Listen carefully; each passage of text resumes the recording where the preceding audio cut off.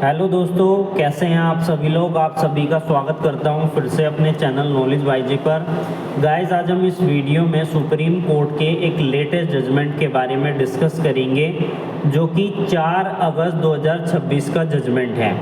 और ये इस जजमेंट जो दी गई है, केस का क्या नाम है, अर्जुन जानी वर्सेस स्टेट ऑफ उड़ीसा। एक अपील फाइल की गई थी अभी रिसेंट में सुप्रीम कोर्ट के अंदर।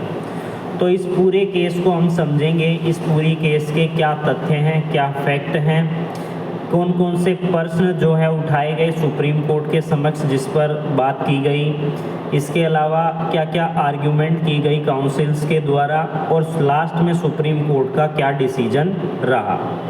तो आरोपी के ऊपर 302 और 201 के चार्ज थे। 302 जो हत्या से रिलेटेड है, मर्डर से रिलेटेड है। 201 जो साक्ष्यों को मिटाने से संबंधित सेक्शन है। अब बात करें हत्या से रिलेटेड, हमारे नए कानून में सेक्शन कौन सी है, 103। और साक्ष्य को मिटाना या उसमें कोई छेड़छाड़ करना, उससे रिलेटेड है 283। कौन सी है, सॉरी 238 ऑफ ए भारतीय न्याय संहिता। तो बात करें इस केस के फैक्ट क्या थे। तो इस केस के फैक्ट कुछ इस तरीके से थे कि ट्रायल कोर्ट ने जो है आरोपी को, या हम कहें अप्लीकेंट को, जो है आजीवन कारावास की सज़ा सुनाई गई 2006 के अंदर। अब आरोपी ने एक अपील फाइल की हायर कोर्ट के अंदर, यानी कि जो उड़ीसा की हाई कोर्ट थी उसके समक्ष अपील फाइल की। साथ ही उसको जो अपील फाइल की गई उसमें अपील फाइल करने में काफ़ी डिले हो गया। लगभग 9 वर्ष का जो है डिले था, विलम्ब था। 3157 दिन का डिले था, तो उसकी एप्लीकेशन भी मूव की गई। साथ ही यहाँ पर हाई कोर्ट ने जो हाई कोर्ट में कॉन्डोनेशन ऑफ डिले की एप्लीकेशन लगाई गई, लेकिन हाई कोर्ट ने इस अपील को एक्सेप्ट नहीं किया। बिना मेरिट के, बिना उसकी सुनवाई करे उसको जो था रिजेक्ट कर दिया गया, केवल डिले के आधार पर कि इसमें इतना विलम्ब हो गया है, इसलिए हम इस चीज़ को एक्सेप्ट नहीं करते हैं। हाई कोर्ट का ये कहना था। उसके बाद सुप्रीम कोर्ट में ये केस पहुंच गया। अब सुप्रीम कोर्ट के समक्ष क्या प्रश्न उठे, क्या इशू बनाए गए।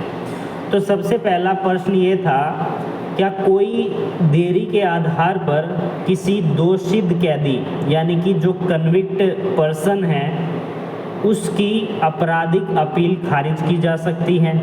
कहने का मतलब है केवल देरी हुई है इसलिए उसकी आपराधिक अपील जो है एक्सेप्ट नहीं की जा रही, उसको सुना नहीं जा रहा। क्या ये सही है या नहीं है।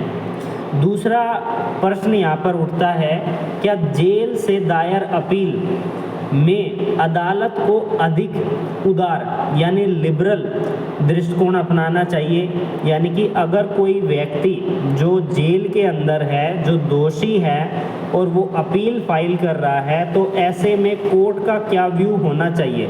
क्या उसे लिबरल होना चाहिए, थोड़ा सा विनम्र होना चाहिए, या कैसा होना चाहिए। तीसरा प्रश्न यहाँ पर सुप्रीम कोर्ट के समक्ष उठा कि क्या लंबे समय से जेल में बंद व्यक्ति को अपील का अवसर दिए बिना, यानी कि बिना उसकी अपील को सुने न्याय से उसे वंचित करना संविधान के अनुरूप है या नहीं है। ये 3 प्रश्न जो है सुप्रीम कोर्ट के समक्ष उठाए गए। अब बात करें जो काउंसिल्स हैं जिन्होंने ये अपील फाइल की सुप्रीम कोर्ट के समक्ष, उनके क्या पॉइंट रहे। तो यहाँ पर क्या कहा गया, अभियुक्त के जो वकील हैं उन्होंने क्या कहा कि जो अभियुक्त है वो लगभग 22 वर्ष से जेल में है, उसे एक भी बार पेरोल और फरलो नहीं मिली है। यानी कि ये एक तरीके की बेल होती है, या हम कहें छुट्टी होती है जो कैदियों को मिलती है कुछ समय के लिए। उसके बाद है अपील जेल से दायर की गई थी, इसलिए देरी को तकनीकी आधार पर नहीं देखा जाना चाहिए। यानी कि जब बेल जो अपील फाइल की गई, वो अपील फाइल की गई जेल के अंदर रहते हुए, जब वो व्यक्ति जेल में था, तो ऐसे में देरी हो सकती है और ये टेक्निकल आधार पर इसे रद्द नहीं किया जाना चाहिए। यहाँ पर अगला पॉइंट उठाया कि अभियुक्त काफ़ी गरीब है, वो वंचित वर्ग से है तथा उसे कानूनी सहायता नहीं मिल सकी, इसलिए जो है ये डिले हो गया अपील फाइल करने में। उसके बाद अगला पॉइंट रखा कि जो जेल अधीक्षक है उसके द्वारा एक रिपोर्ट जारी की गई कन्विक्ट के कंडक्ट की, और उसमें कोई भी असंतोषजनक चीज़ें नहीं आई हैं और उसने किसी भी अनुशासनात्मक कार्रवाई का कोई विरोध नहीं किया है। जो उसे बताया गया वो वैसे ही कर रहा है, कोई उसके अगेंस्ट कोई भी कंप्लेंट नहीं है। इसलिए हाई कोर्ट को देरी को माफ़ कर देना चाहिए था और मेरिट के आधार पर इस अपील को सुनना चाहिए था। ये बात जो है सुप्रीम कोर्ट के समक्ष अप्लीकेंट के काउंसिल ने की। अब इसके अपोजिट में जो स्टेट के काउंसिल थे उन्होंने कोई विस्तृत दलील तो नहीं दी और उन्होंने यह कहा कि जो हाई कोर्ट ने डिसीजन दिया है वह सही है, उसी को फॉलो किया जाना चाहिए।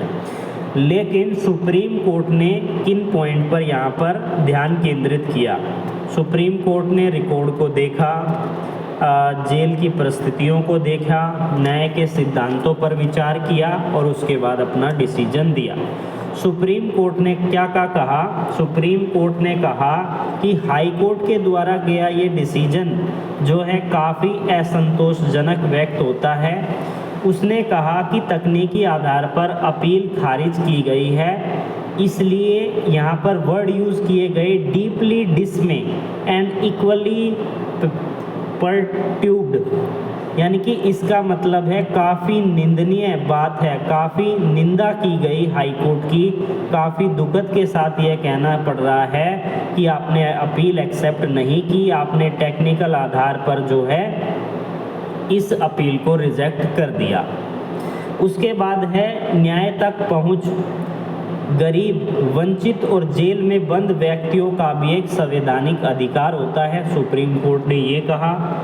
उसके बाद आगे ये कहा गया कि आपराधिक मामलों में विशेषकर जहां पर दोषित कैदी यानी कि जो जिनको सज़ा दी जा चुकी है और वो जेल के अंदर हैं, उनको अपील में अदालत को लिबरल होना चाहिए, लिबरल के साथ साथ यानी उदार नर्म होना चाहिए, साथ साथ क्या करना चाहिए, प्रोएक्टिव भी होना चाहिए। इसके अलावा सुप्रीम कोर्ट ने क्या कहा कि यदि किसी व्यक्ति की स्वतंत्रता दांव पर है तो बड़े से बड़ी देरी भी परिस्थिति के अनुसार माफ़ की जा सकती है। तो जेल से दायर अपील के मामले में न्यायालय को सुप्रीम कोर्ट ने कहा कि न्यायालय को संवेदनशील रहना चाहिए। और आखिर में सुप्रीम कोर्ट ने हाई कोर्ट के डिसीजन को रद्द कर दिया और उसकी जो कॉन्डेनेशन ऑफ डिले की एप्लीकेशन थी उसे एक्सेप्ट कर लिया गया। साथ ही सुप्रीम कोर्ट ने क्या देखा कि अभियुक्त 22 वर्ष से जेल में है और उसका जो कंडक्ट है वो काफ़ी अच्छा रहा है, कोई बुरा कंडक्ट नहीं रहा, ना ही उसे पैरोल मिली है ना ही उसे फरलो मिली है।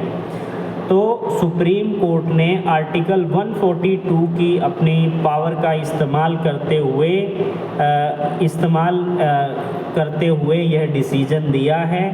साथ ही उसे जो है रिहा करने की बात कही गई, उसे कहा गया कि आप 10,000 के पर्सनल बॉन्ड सबमिट कीजिए और उसके बाद आपको जमानत पर रिहा कर दिया जाएगा। साथ ही जो DLSA का ऑफिस है, जो DLSA के जो उस क्लाइंट को जो एडवोकेट डील कर रहे हैं उसको ये कहा गया है कि इस एक्यूज्ड के लिए, इस कन्विक्ट के लिए एक रिमिशन की एप्लीकेशन भी कोर्ट के समक्ष फाइल की जाए, यानी कि सज़ा से छुटकारा मिलने की एक एप्लीकेशन मूव की जाती है तो उसे भी तैयार करके सबमिट किया जाए।